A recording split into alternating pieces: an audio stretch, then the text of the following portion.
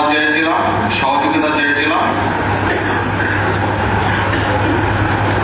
মাইকে মসজিদ দাঁড়ায় ভোট প্রার্থনা করি, শুধু দোয়া এবং সহযোগিতা চেয়েছিলাম। সেই কাঙ্ক্ষিত দোয়া এবং সহযোগিতা আপনাদের কাছে পেয়েছি।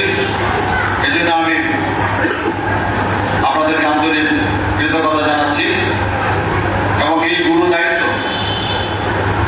যাতে সঠিকভাবে পালন করতে পারি,